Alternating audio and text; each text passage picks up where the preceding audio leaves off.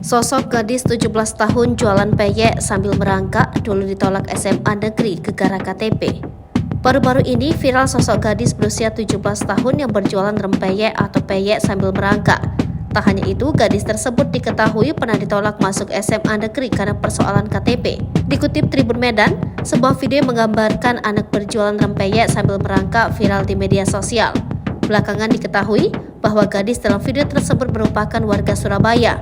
Anak tersebut diketahui bernama Cynthia Afrianti Amala. Perempuan berusia 17 tahun diketahui sebagai warga Gedangsari Gang 7 Sekolahan Surabaya.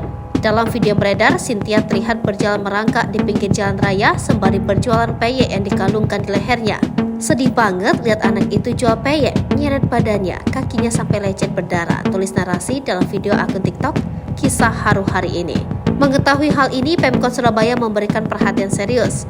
Asisten Pemerintahan dan Kesejahteraan Rakyat Erna Punawati bersama Kepala Dinas Komunikasi dan Informatika M. Fixer mendatangi rumah keluarga Cynthia.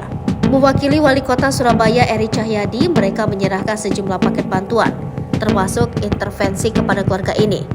Camat Tenggilis Mejoyo Surabaya, Wawan Windarto mengungkap ibunda dan ayah Cynthia, Sumiati dan Andi Siswoto belum 1 tahun menjadi warga Surabaya.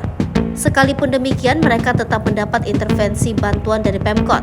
Ia menjelaskan bahwa Pemkot sebelumnya telah memberikan sejumlah intervensi kepada keluarga Cynthia. Salah satu intervensi itu berupa bantuan tebus ijazah SMP Cynthia.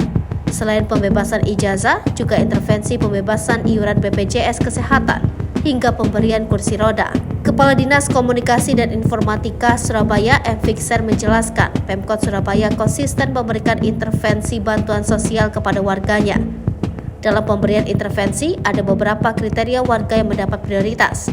Pemkot memprioritaskan bagi warga miskin yang tercatat KTP Surabaya sebelum 2021.